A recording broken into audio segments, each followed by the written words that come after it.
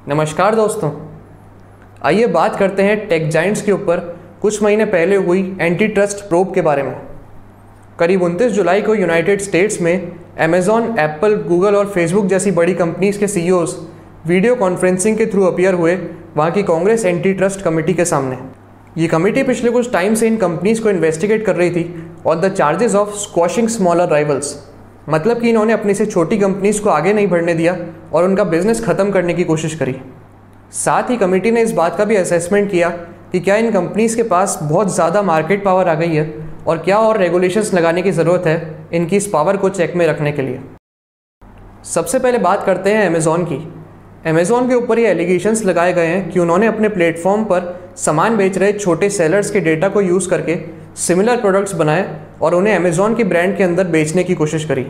इन allegations के सामने आने के बाद यूरोपियन यूनियन ने भी ये कहा है कि वो अमेज़ॉन के ऊपर स्ट्रॉन्ग एंटी ट्रस्ट चार्जेस लगाएंगे इन छोटी कंपनीज को टारगेट करने, उनके बिजनेस को छीनने और कंपटीशन को ख़त्म करने की कोशिश करने के लिए।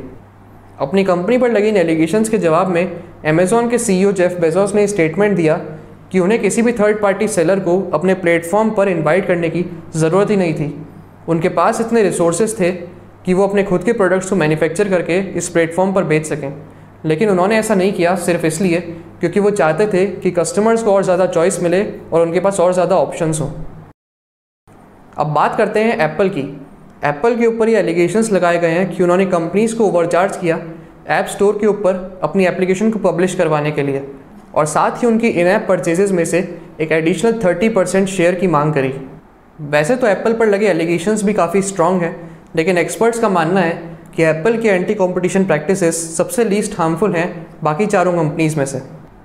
इन एलिगेशंस के जवाब में एप्पल के सीईओ टिम कुक ने स्टेटमेंट दिया कि उनकी कंपनी के द्वारा लगाए गए कमीशंस काफ़ी कम हैं उनके कॉम्पिटिटर से और करीब 50 to 70% कम है उस अमाउंट से जो सॉफ्टवेयर डेवलपर्स को अपने काम को डिस्ट्रीब्यूट करने के लिए देना पड़ता है ऐप स्टोर पे पब्लिश करने के पहले।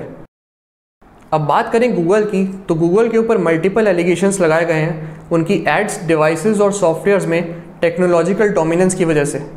लेकिन एक मेन एलिगेशन गूगल के ऊपर यह है कि उन्होंने अपनी सर्च रिजल्ट्स में अपने प्रोडक्ट्स को ज़्यादा प्रमोट किया बजाय बाकी कंपनीज़ के। इसके साथ ही कमेटी ने एंड्रॉयड डिवाइसेस पे गूगल के सर्च इंजन को बाय डिफ़ॉल्ट इंक्लूड किए जाने को भी इन्वेस्टिगेट किया। कंपनी पर लगे एलिगेशंस के जवाब में गूगल के सीईओ सुंदर पिचाई ने स्टेटमेंट दिया कि वो अपने प्रोडक्ट्स को प्रमोट करने की बजाय बिलीव करते हैं एक competitive digital ad marketplace में जहाँ पब्लिशर्स, एडवर्टाइजर्स और कंज्यूमर्स के पास बहुत ज़्यादा चॉइस हो। अब बात करते हैं फेसबुक की। फेसबुक पर कमेटी ने एलिगेशंस लगाए हैं कि उन्होंने व्हाट्सएप और इंस्टाग्राम जैसे सोशल मीडिया प्लेटफॉर्म्स को खरीदकर एक मोनोपोली को क्रिएट करा और सोशल मीडिया प्लेटफॉर्म्स को डोमिनेट करने की कोशिश करी।